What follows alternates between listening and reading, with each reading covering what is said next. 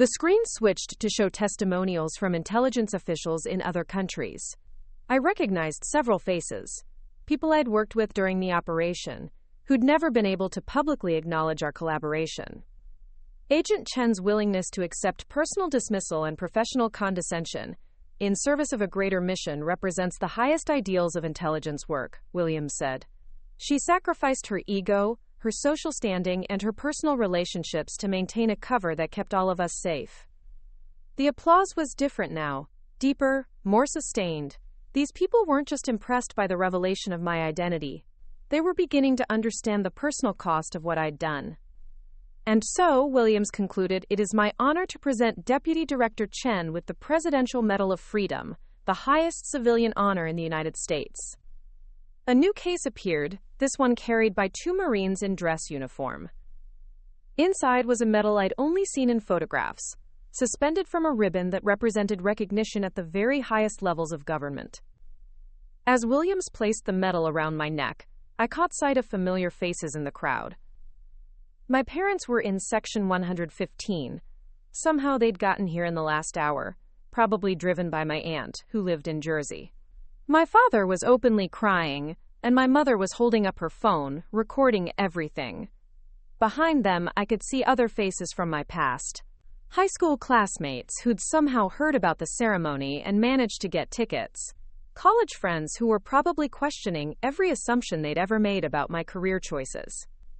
And in Section 203, Brad Peterson was sitting very, very quietly, his company BMW suddenly seeming much less impressive. But the face that meant the most to me was Rick's. My supervisor was beaming with what looked like genuine pride. And I realized that despite everything, he'd been a good boss who'd supported my work even when he didn't understand what I was really doing. "Ladies and gentlemen," Williams announced, "Deputy Director Jessica Chen." The roar that followed was unlike anything I'd ever experienced. It wasn't just applause.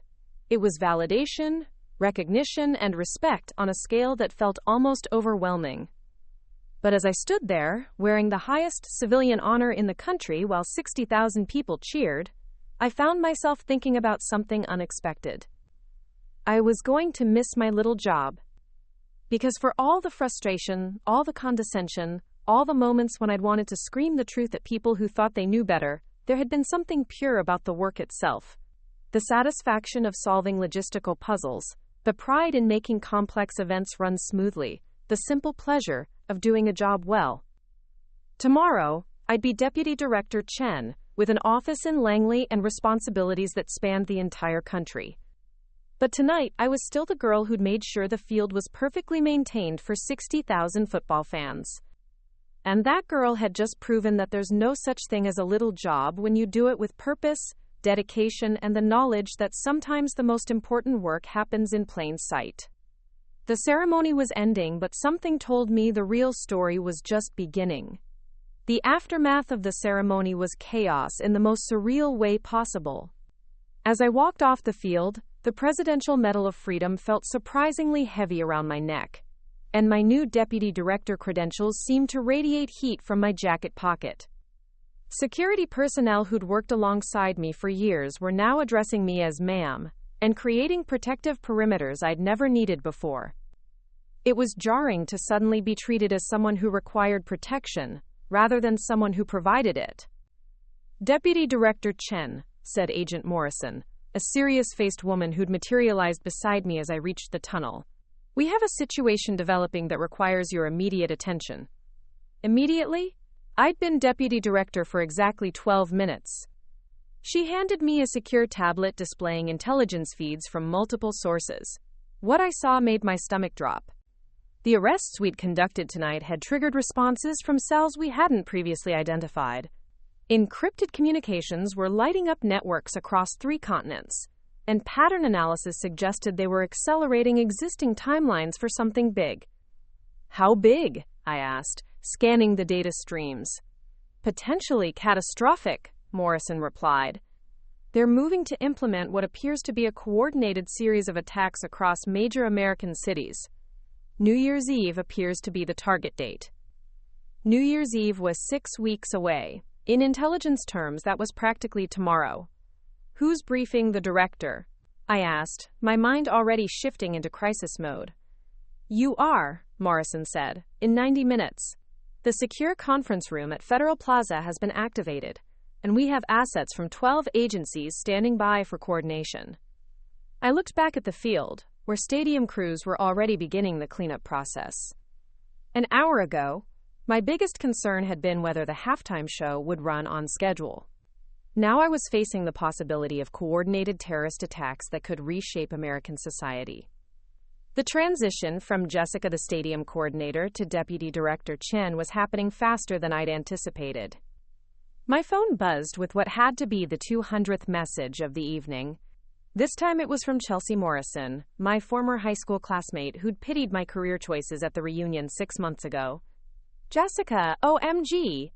I can't believe what I just saw on TV. I'm so sorry if I said anything that seemed unsupportive at the reunion. I always knew you were destined for great things. Would love to catch up soon. I almost laughed. 6 months ago, Chelsea had literally asked when I was going to get a real job. Now she was claiming she'd always known I was destined for greatness. The speed with which people could rewrite their own memories was fascinating. But there wasn't time to process the irony. Agent Morrison was already leading me toward a convoy of black SUVs that had appeared in the stadium's loading area. Through the tinted windows, I could see communication equipment that looked more sophisticated than most government offices. Ma'am, said the driver as I slid into the back seat, we have a direct line to Washington if you need to brief anyone en route. Ma'am? 3 hours ago, this same driver had probably seen me walking around with a clipboard, and if he'd thought about me at all, it was probably just another stadium employee. Now I was someone important enough to warrant a secure convoy and direct communication lines to the highest levels of government. As we pulled away from the stadium, I caught a glimpse of the crowd still filing out. Many of them were holding up phones, probably calling friends and family to talk about what they'd just witnessed. Social media was undoubtedly exploding with videos and photos of the ceremony. By tomorrow morning, my face would be recognizable to millions of people. My undercover career was definitively over, but my public career was just beginning. The tablet in my hands chimed with an incoming secure message from Langley. The text was brief but sobering. Deputy Director Chen, pattern analysis suggests tonight's revelation may have accelerated hostile timelines. Request immediate assessment of operational security implications. Director Walsh.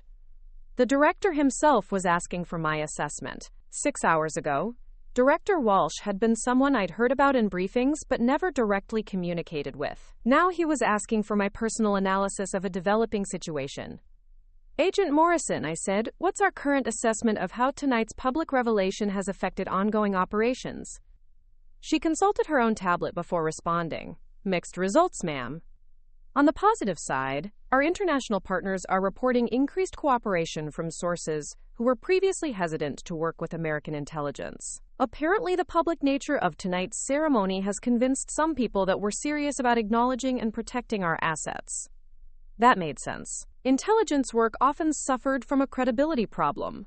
Sources were never sure if their contributions would be recognized or if they'd be abandoned when operations concluded. On the negative side, Morrison continued, hostile networks are accelerating their operational timelines. They appear to believe that your public identification means we've moved into an active phase of a larger operation. Which we hadn't, but I could understand why they might think that. From their perspective, the CIA doesn't typically reveal the identity of successful undercover agents unless there's a strategic reason for doing so. They think tonight was a message, I said, understanding the implications. Exactly. They think we're sending a signal that we've identified their networks and are preparing to move against them more aggressively. The irony was that tonight's ceremony had been planned primarily as a recognition event. The intelligence community had wanted to publicly acknowledge successful counterterrorism work without revealing ongoing operations. But in the world of international intelligence, there's no such thing as a purely ceremonial gesture. Every action is analyzed for strategic meaning.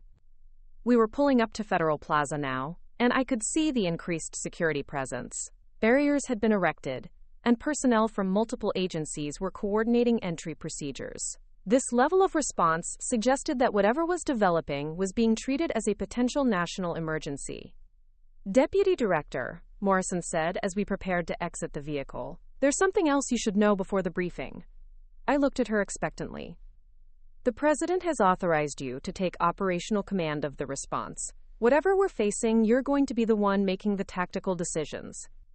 Operational command. On my first day as deputy director, I was being given authority typically reserved for situations of extreme national importance. How many assets are we talking about? I asked. Currently, over 300 agents across 17 field offices, plus liaison teams in 14 countries. If we escalate to full operational status, that number could double within 24 hours. 300 agents. I was about to walk into a room and potentially give orders that would affect the largest domestic intelligence operation in recent history. As we entered the federal building, I passed a security checkpoint where the guards snapped to attention in a way that felt surreal. These were people who'd probably never heard my name this morning, and now they were treating me with the deference typically reserved for cabinet-level officials. The elevator ride to the secure floor gave me a moment to process what was happening.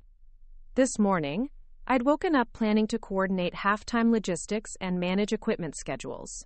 Tonight, I was about to brief the Director of Central Intelligence on a potential terrorist threat that could affect millions of people. The conference room was already full when I arrived. Representatives from the FBI, NSA, Department of Homeland Security, and several agencies I couldn't immediately identify were gathered around a table displaying real-time intelligence feeds from around the world. Deputy Director Chen, said Director Walsh, rising from his seat at the head of the table. Thank you for getting here so quickly.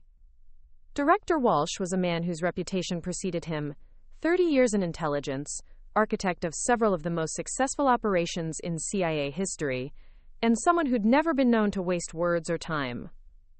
What's our current threat assessment? I asked, taking the seat he indicated. Severe and escalating, Walsh replied. In the 4 hours since your public identification, we've detected significant increases in chatter across networks in 12 countries. Pattern analysis suggests they're moving to implement existing plans ahead of schedule. The main screen displayed a global map with activity indicators that painted a concerning picture. Red dots were appearing faster than green ones were disappearing, suggesting that hostile networks were activating faster than friendly assets could track them. Our assessment, continued Walsh, is that your revelation tonight has convinced several terrorist networks that we've achieved a level of penetration they hadn't previously suspected. They're moving to execute attacks before we can prevent them. Timeline? I asked.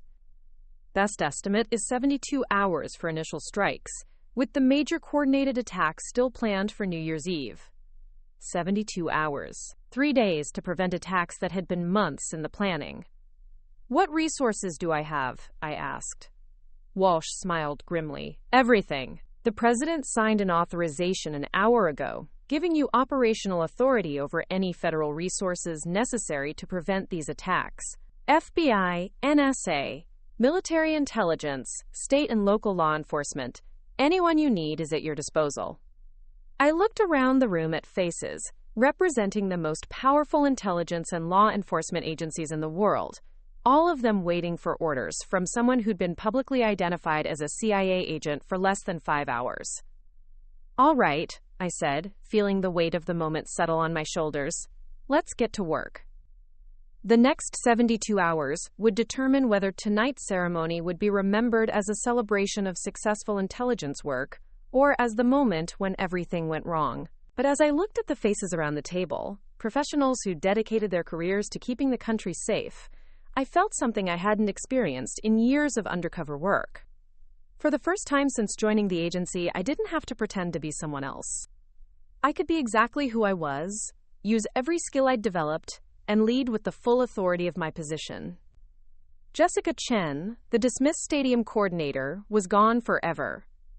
Deputy Director Chen was just getting started. First priority, I announced, is identifying which networks have gone active. I want full surveillance on every asset we've had under observation for the past 6 months. Second priority is determining if tonight's publicity has compromised any ongoing operations. Third priority is assessing whether we can turn this situation to our advantage. The room began buzzing with activity as agents started implementing my orders. For the first time in my career, I wasn't working behind a cover identity or pretending to be someone else. I was exactly who I appeared to be, and it felt like the most dangerous thing I'd ever done. 72 hours later, I stood in the Oval Office watching President Martinez review the after-action report that would never be declassified. The coordinated attacks had been prevented, but barely. 3 cells had been neutralized in Los Angeles, Chicago, and Miami just hours before they were set to execute. The New Year's Eve plot had been dismantled entirely, with arrests spanning 14 countries. Deputy Director Chen, the president said, setting down the classified folder, "I'm told this operation required some unconventional approaches." That was one way to put it. When traditional surveillance proved insufficient, I'd made the decision to leverage my newfound public profile in ways that had never been attempted before. Instead of hiding from the media attention following the stadium ceremony, we'd used it strategically. "Sir, the terrorist networks made a critical miscalculation," I explained. "They assumed my public identification meant we were moving to a defensive posture. Instead, we used their reaction to map their entire communication structure. What I didn't mention was the personal cost. My face was now permanently associated with American intelligence operations. I'd received death threats in 7 languages, and my family had been moved to a secure location. The life I'd known, even the complicated undercover life, was over forever." "The media has been relentless," the president observed. "How are you handling the attention?" I thought about the morning talk show requests, the book deal offers, the movie producers who'd somehow gotten my phone number. "It's an adjustment, sir. Yesterday, I gave an interview to CNN from the same stadium where I used to coordinate equipment deliveries. The reporter kept asking how it felt to be, quote, finally recognized for my real work." The president smiled. "And how did it feel?" "Honestly, complicated. For 3 years, that fake job was my real life. I genuinely cared about making sure events ran smoothly, that fans had a good experience, that everything worked perfectly. Learning that people saw it as just a cover story was harder than I expected." This was true. The hardest part of the aftermath hadn't been the death threats or the media circus. It had been discovering that colleagues I'd worked with for years now questioned whether any of my contributions to stadium operations had been genuine. Rick had called me last week, confused and hurt. "Jess, did you actually care about any of the work we did together, or were we just your cover story?" I'd tried to explain that both things could be true simultaneously, but I wasn't sure he believed me.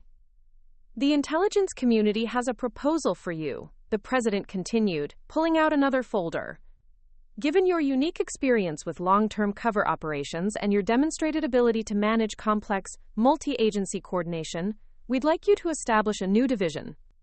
I opened the folder and felt my breath catch. The proposal outlined the creation of a domestic intelligence unit unlike anything that had existed before. Agents who would be embedded in civilian professions for years at a time, building genuine expertise while conducting surveillance and prevention work. "Deep integration protocol," I read aloud. "Agents who don't just pretend to have civilian jobs, but who actually excel at them while maintaining operational readiness." "Your stadium experience proved the concept," the president said.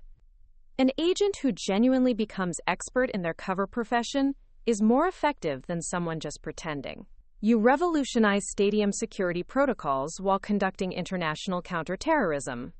That combination of genuine expertise and operational capability is what we need more of." Quote, I studied the organizational charts and budget projections. This wasn't just a job offer. It was an invitation to reshape how American intelligence operated on domestic soil. "There's one condition," the president added. "This program would require you to go public in a way that no intelligence official has before. Congressional oversight, media interviews, public accountability. You'd be the face of transparent intelligence work." The irony was perfect. After years of being invisible, I'd spend the rest of my career being completely visible. "When would this start?" I asked. "Immediately. Your first congressional hearing is scheduled for next month. Your first public university lecture is the week after that. MIT wants you to guest teach a course on operational psychology." MIT. Where Sarah, my college roommate who'd called me a glorified janitor, was now working as a research professor. I wondered if she'd seen the news coverage. "There's something else," the president said, his tone shifting. We intercepted communications suggesting that your public emergence has inspired other long-term assets to request extraction. Agents who've been undercover for years in various capacities want to come in from the cold. I hadn't considered this possibility. How many other people were out there, maintaining covers in ordinary jobs while conducting extraordinary work? How many had watched the stadium ceremony and realized they didn't have to hide forever? How many? I asked. 17 confirmed requests so far. A high school teacher in Portland who's been monitoring domestic extremist recruitment. A small business owner in Texas who's been tracking money laundering through agricultural cooperatives. A social worker in Detroit who's been identifying human trafficking networks. 17 people living double lives, just like I had been. 17 people who'd been dismissed, underestimated, or pitied by the people around them, while doing work that protected national security. They all want to know, the president continued, if there's a place for them in your new division. I looked out the Oval Office windows at the Washington skyline. Somewhere out there were people living the same complicated existence I'd known for years. People whose real contributions were invisible to everyone around them. Yes, I said, there's absolutely a place for them. Quote, 6 months later, I stood in a different stadium, this time as the keynote speaker for a national conference on intelligence innovation. The audience included foreign intelligence officials, academic researchers, and Congressional Oversight Committee members. But in the front row sat the people who mattered most to me, Rick and Maria and the rest of my former stadium colleagues, who'd driven down from New York to hear me speak. They were wearing badges that read, Original Jessica Chen Fan Club, and Rick was holding a sign that said, We always knew she was special. They were lying, of course. They'd had no idea who I really was. But they'd come anyway, because they'd realized that the woman who'd helped them solve problems and navigate bureaucracy for 3 years had been the same person all along. The cover hadn't hidden who I was. It had revealed it. As I stepped to the podium, I thought about the journey from that tunnel at MetLife Stadium to this moment. The girl with the clipboard had become someone whose work would reshape American intelligence. But more importantly, she'd proven that there's no such thing as an ordinary job when it's done by someone extraordinary. Good morning, I said to the audience. My name is Jessica Chen, and I'd like to tell you about the most important lesson I've learned in intelligence work. Never underestimate the person with the clipboard. The audience laughed, but I was completely serious. After all, you never know who might be listening. Looking for more? We've got 2 amazing stories ready for you right on screen. If this one touched you, these are absolutely worth your time. Click to watch them now. And hey, subscribe and hit that bell to never miss our latest uploads.